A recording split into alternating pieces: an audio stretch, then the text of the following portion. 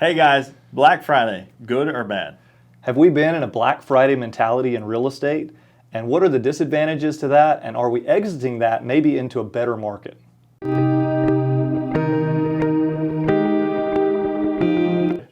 Hey guys, welcome to the Buzz Coffee and Real Estate. Today we are having Salvation Coffee. Salvation Coffee, and this was a standing bear claw. And I've got the Salty Dog. So both of them are on the keto menu for Salvation. It tastes delicious. I have no idea what's in it. I just told the barista, get me whatever's on the keto menu that you want. So right. It was kind of a mystery. Yeah, I've always gotten the Salty Dog. I've actually liked it. It's kind of like I think when I was talking to a buddy of mine, he said it was like a Cinnamon Toast Crunch in a coffee. Really? Yeah. Well, this is delicious, but it's very sweet. So yes. You purists out there will not like this. And that's very fitting for you, Salty Dog. Salty Dog Jones. I'm going to give a little spot. So Salvation is it's in here in Burlington. Yep. They've been in business for quite some time. But one of the cool things is they kind of have two little vibes in it. One of them is veteran owned, and the second part is they've got a lot of like Star Wars cool memorabilia. It's a really funky themed coffee shop. Yeah. You know, typically you walk in a coffee shop, you kind of know what to expect. And this one's got a really unique theme. Some people like it, some people don't. Yeah. But it's like you said, a lot of cool paraphernalia. They got a buffalo head up on the wall with a bandana on. Yeah. Rocket engines. I mean, like it's pretty cool. Pretty cool. Yeah, you really ought to check it out. They got some good pastries too. So they've actually started with coffee and they do in-house baking. Yeah, that's right. And we know some of the folks that own it and run it and help out with it. It's really good. So. Yeah, we've enjoyed it. Yeah. So. But I wanted to jump in and really ask you some about this whole Black Friday mentality regarding real estate. Yeah. Because we just got to see it a few days ago. That's right. You know, the classic, chasing and taking out old grandmas as you grab the big screen TV. But have we been in that really? I mean, like in real estate? Yeah. I mean, it's kind of funny. I remember when I worked at Best Buy, I worked a Black Friday, which was one of the craziest days ever. But I remember people running into the door and grabbing PlayStations, and like there were people trying to steal them. They'd run in and they'd grab it and they'd run out the door as fast as they could. Of course, they got caught, but it was comical to say the least. But it happened so much, and then of course it's probably one of the highest shrink rates. And when I say shrink, I mean they're stealing stuff. Yeah. And so there's a high. Like, hey, we're going to get everything we can possibly get. But yeah, I would say so. I mean, I think the last probably, year and a half? I would say about 18 months. Yeah, something like that. I would say it's been that way. It's like something at the market. We got to go get it right now. Right. And it clouds judgment. Totally. We had clients that were desperate. Mm-hmm. And I know we wrote offers. And we communicated to these clients, but we wrote offers our conscience did not even feel good about writing. Oh yeah, you said you did that. There was a turning point where you're like, what was that? Tell me that story. So I submitted offers, and this was early on. This was like a year and a half. Like this was the beginning of it. Yeah. And I'm submitting an offer that's only $11,000 over list price. And not only was it $11,000 over list price, but it was like, okay, we're waiving the appraisal and we're waiving inspections and. I told my clients, I said, I feel like I'm selling my buyer's soul just to get the house. Yep. And there was this mentality that was caused from, interest rates being at an artificial low. Yep. Okay, that's not a real interest rate. A 3% interest rate, even a 4% interest rate is not a real market interest rate, but it caused this Black Friday mentality. So there was a lack of judgment. Yep. There was this speed. Yeah. And you tell that story about the TV because, like, what was the list price on? You were just researching. Oh yeah. Just happened to me. Researching the list price versus the sale price, and then kind of the thought process there, because that was a good analogy. Yeah. No. So me and my wife, we have a pretty good sized living room, and so the TV that we have feels insignificant. Bigger than mine, but it's bigger. Yes. Bigger from the norm, but it feels like it's a little bit smaller than what I'd like it to be. And of course, that's that Black Friday mentality. Right. But anyway, so I was sitting there and I was looking through, all the different ads and everything else, and I'm like, man, I found this 75-inch TV. Yep. And it's like, I think it was like $550 or $560 or something like that. It was right in that range. It was under $600. And it normally lists for? Yeah, they're like $1,400, $1,500. Okay, wow. Yeah. So that's a really, really good. And this is Black Friday. There's probably only a few available at that price. Yeah, it's going to be like, they're gone in 5 minutes. Yeah. Yeah. And I was like, man, that would kind of fit the bill, and it would save me some money. And so then I started kind of like going, okay, well, let me check the TV out. Let me look into it. Let me see how it is. Which, we do that in real estate. So this was before Black Friday actually hit, so you had a little bit of time to research it. That's right. It wasn't available yet. Yep. Okay. Not to mention, I stayed up way too late and came into the office like, You Black Friday monster. So I'm sitting there and I'm looking the TV up. Well, they've got one that's 600, under $600, and they got another one that's about 1,000. Okay. And so I'm like, man, the $600 under $600 one is very appetizing, right, to my wallet, Right. And so I'm like, man, I really want to get that. I want to do that one. And then I started looking into it. Well, we have like a ton of windows in our house, like lots of natural light. There's 8 windows on each side of the room, and then we got more windows on the top. Yeah. And so I started looking at it. I'm like, which kind of TV should I get? Because I was watching one YouTube video, and the guy said this. He said, you look at price, you look at brightness of the TV, you look at reflection because of the brightness of your room or darkness of your room, and then you're going to make a decision based on your ability to purchase. Yeah. Like, what is it? What's the fit? What's the niche? Do I like this type of brand? Yeah. Right. Yeah. And so he gave a thing, and so I'm watching that, and I'm like, I didn't even think about the room. I didn't think about the brightness. I didn't think about the windows. I didn't think any of that. And I'm pretty good at researching. But you were almost blinded by the price. I was totally blinded by the price. Almost didn't even think about those things. Oh no, I didn't. And probably if you'd seen it the night before or the day of, that's right, you might not have even gone into all that research. Oh, totally. And I mean, to parallel, I've had clients walk into a house, they've seen it for 15 minutes, they've done zero research, and they're like, 50 grand over list price, let's make an offer. And I'm like, that really stings. Are you sure we don't want to come back and take your parents or something? Right. Yeah, which, you have this mentality among realtors like, okay, sign on the dotted line as fast as possible. Exactly. But it really creates Black Friday monsters. I mean, it totally does. It creates people who jump into the market. Yep. They make quick decisions. Yep. They regret them later. Yep. Or they realize that it wasn't what they thought it was. Like if you bought the TV, the cheap TV. Yep. And we just want you guys to know, That's right. there are people who love Black Friday. Oh, totally. But there are a lot of people who don't. And we now, our market, I would call it the Thursday after Black Friday market, which is you can actually go into the store of available homes for sale. That's right. You can look at a house. You can consider that house. Yeah. I mean, they're still selling. And there's a handful of houses that are still moving in a weekend. Yep. They're few and far between. I mean, you pulled the numbers this morning. I did. So really interesting. The numbers I was taking just like the course of several days in this local market of stuff that had closed. So it went under contract 30 or 40 days ago. Okay, but 30, 40 days ago, you still had the high interest rates, right? Yep. And it was almost exactly even. The number of homes that had gone that were in really good shape still went for a little over list price. Yep. And then homes that went on list price, and then homes that went under list price. It was almost 3 identical sizes. I think you said it was 9 was over, 12 was at list, and then there was 8, I think, that were under. Yeah. And so, it was a pretty small market sample, but it gave us an idea that you've got this blend now, the homes that are still in really good shape or super duper location, they're still going a little over list price. Yeah. But now you're starting to get a lot of list price offers, almost 50% that were going through. Yep. And then you had that, that lower tier where you were getting people that were actually under list price. That's right. And so it's just moved into what all of the professionals in the mortgage industry, real estate industry, we've all been waiting for it because we know that we can take better care of sellers and better care of buyers in a more balanced market. Well, and give you perspective just so you have an idea. So if we went 6 months ago, Cam's been doing this. He is our crunch the numbers guy, right? So he has looked at, every week he comes in, he's like, hey, here's where we're at, here's where we're at. And I remember about 6 months ago, he said, well, 90% of homes are selling over list price. And significantly over list price. Tens of thousands of dollars over list price.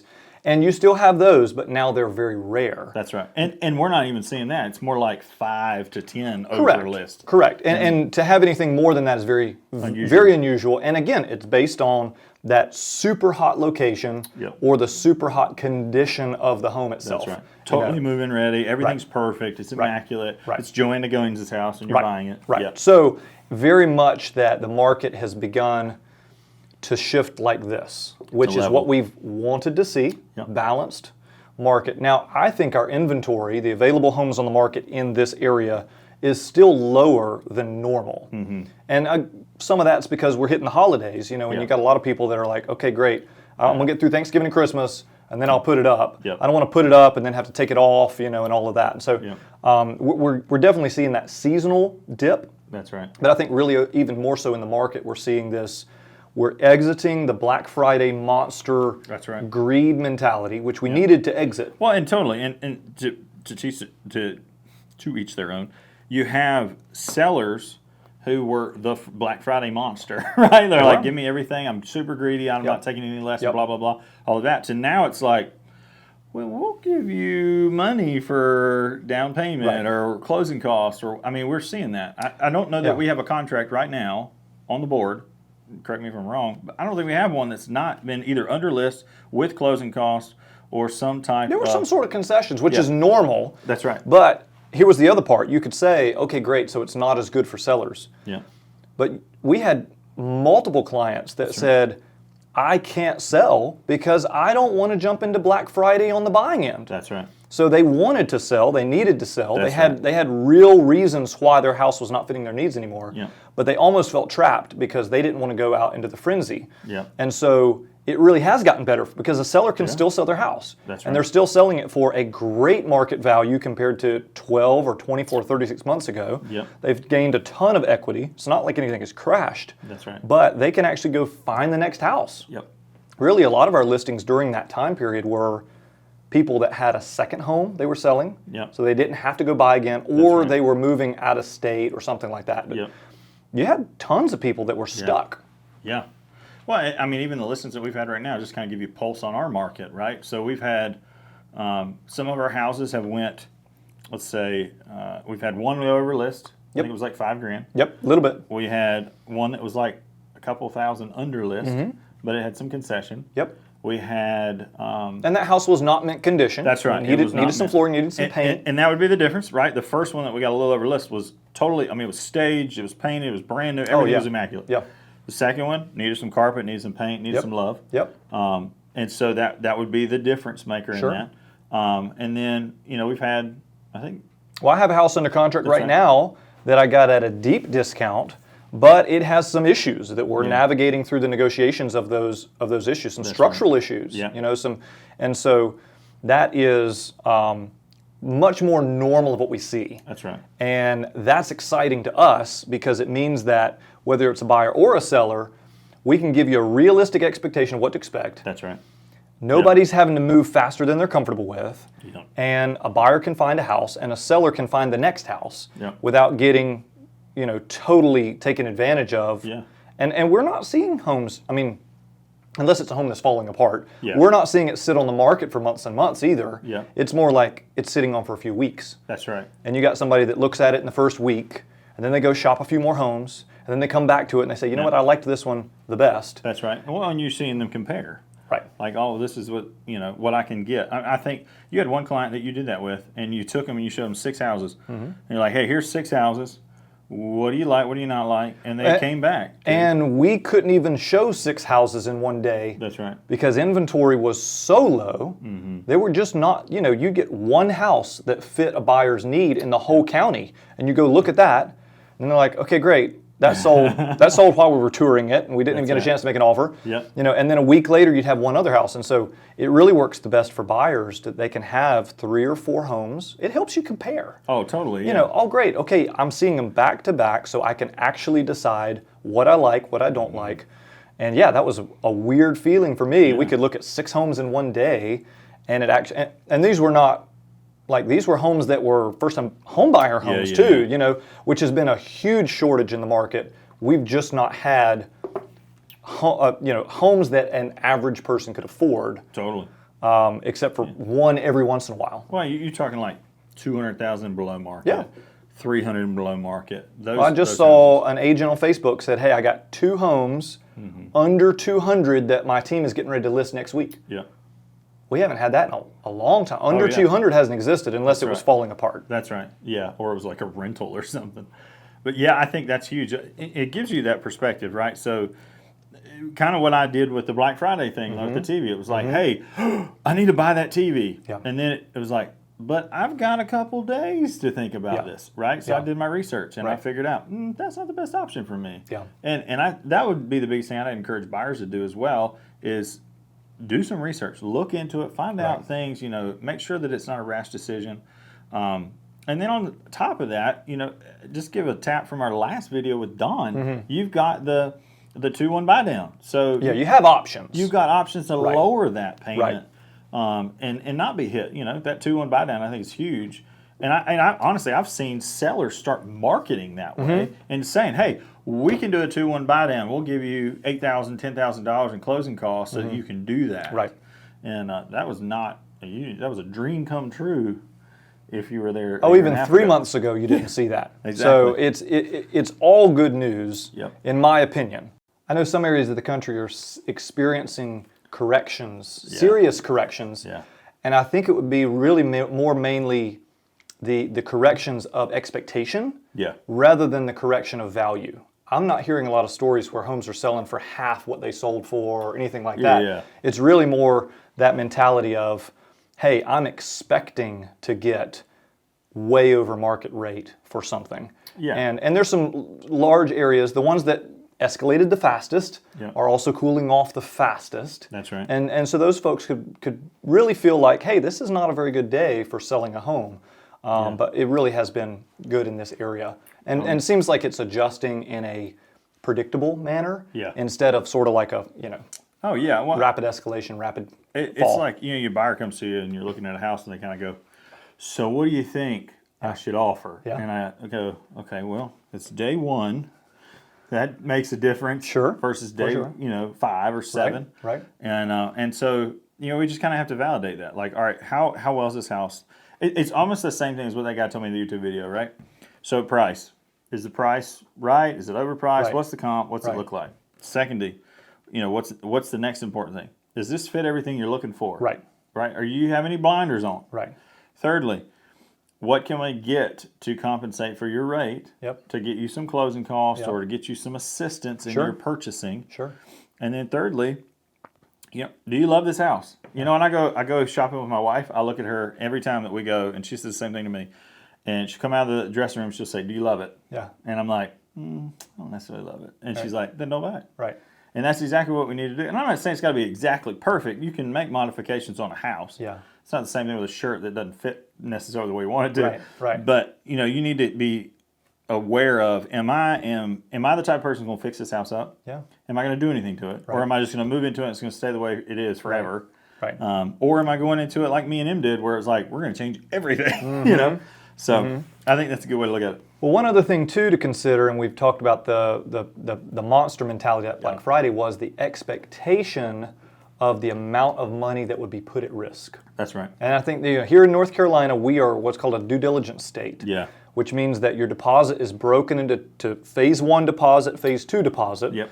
And so you have some money at risk on day one. If you back out for any reason, then you're losing a chunk of money. It's called the due diligence fee. It's basically, it's the fee to take the house off the market long enough to do the inspections and appraisal. Oh, totally. So we had these $10,000, $20,000, $40,000 that people would risk on day one.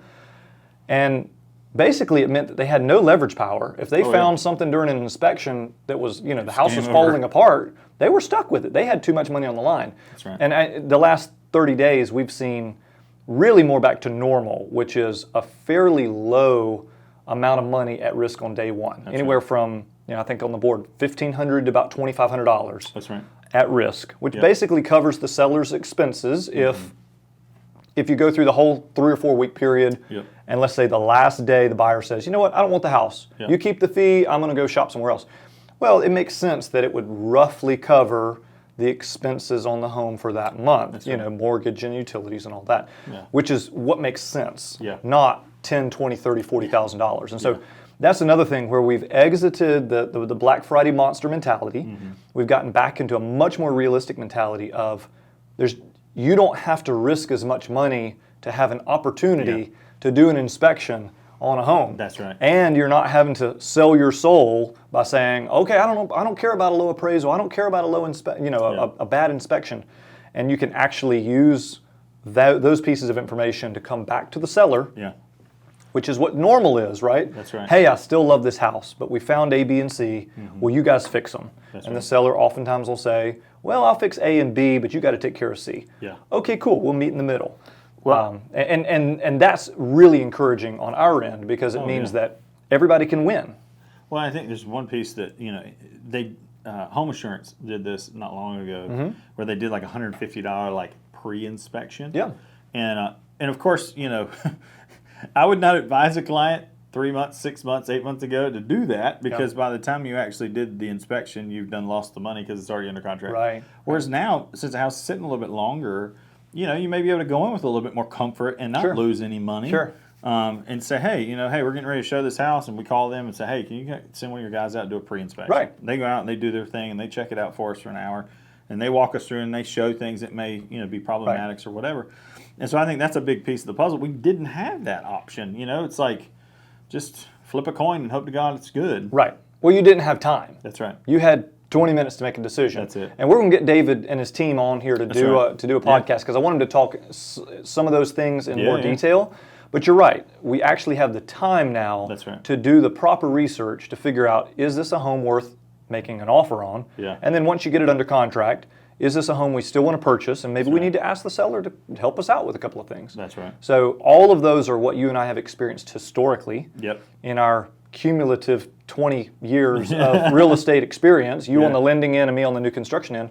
And so it's caused us to say, okay, good. Whew, glad that crazy ride was over. I mean, I'm glad Black Friday is only one day out of the year.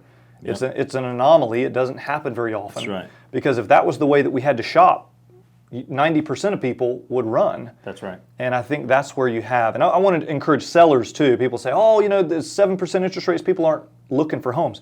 They're absolutely looking for homes. That's right. Because you had this huge pool of buyers that just didn't want to do Black Friday. Yep. And they were just waiting for it to get back to a normal market so they can actually look at 5 or 6 homes in one day, make a decision on the house. And so we're working with more buyers than we've worked with in probably the last 12 months. Oh, 100%. Right now, because you got people coming out of the woodwork saying, okay, maybe I can afford a little bit less house, but I can at least find a house. That's right. And so be encouraged. You can still totally sell your house. There are tons of buyers out there. Yeah, I mean, they're still selling, and they're still selling for good pricing. And honestly, I think some of that is that there's been some overzealous agents that put a house on the market $10,000 over list price and still got it. Right. And now we're getting to, all right, this is actually what it's worth. Right. Versus let me inflate the price by going over list and paying the difference and all these things. Right. And so I think that's going to help. I mean, it's going to give some stability to the market and make it to where houses actually are worth what they say they're worth. Right. Versus it being a guessing game. Yeah. But yeah, I mean, I think that's going to be pivotal. But at the same time, I think from a seller's perspective, if you're thinking about selling your house, it's not oh gosh, I'm not going to make any money and I'm going to have to throw, the Titanic at this deal to get it to go through. No. It does mean, however, hey, you might have to replace the carpet. You may have to paint your house. What you used to have to do with a house, declutter, get the cobwebs out of your lamps and stuff like that. The things that sold the home. Yeah. For instance, when we did that staging, I mean, shout out to her.